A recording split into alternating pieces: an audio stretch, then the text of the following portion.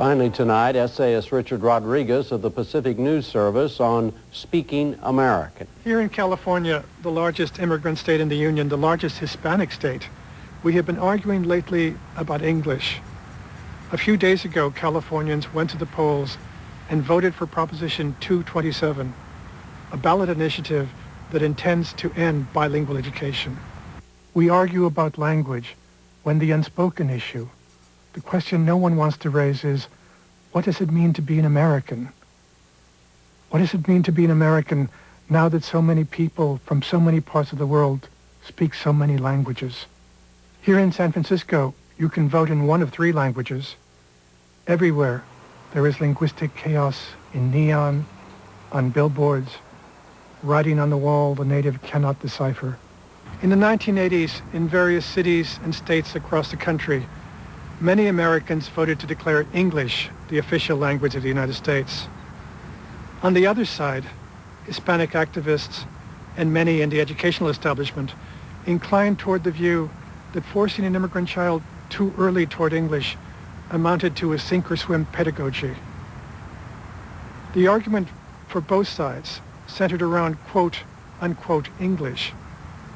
In truth, we Americans do not speak English. The British have been telling us that for centuries. After our rebellion from Britain, our accent began to change. It was as though those first Americans, like their cousin Australians, needed to assert independence by mispronunciation and heightened vowels. A century later, there was no mistaking the voice of Huck Finn from Oliver Twist.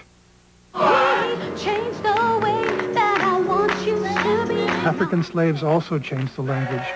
They shouted it back to white America. They prayed the language, sang it, resounding it with inflections more African than European.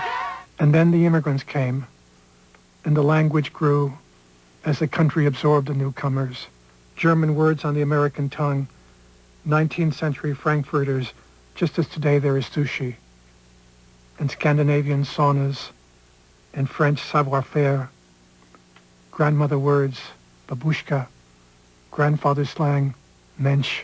Until now, there is no one in America who does not speak Yiddish by virtue of the American tongue. No one of us whose cadence has not been influenced by African slaves.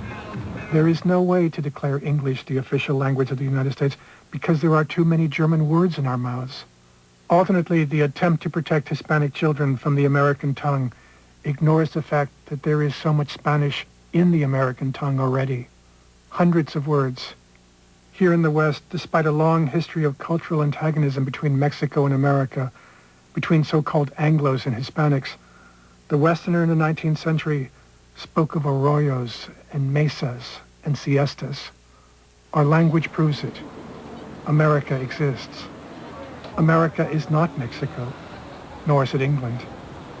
But the millions of lives who came to this country, left traces of their voices behind, shaped our accent, the rhythm of our laughter and sorrow, the diction that grew every time a boat arrived at Ellis Island. Bilingual education, sí or no. For me, it is more important to take my place proudly in a line with Lithuanian grandmothers and Vietnamese grandfathers to say with Walt Whitman, I speak American. I'm Richard Rodriguez.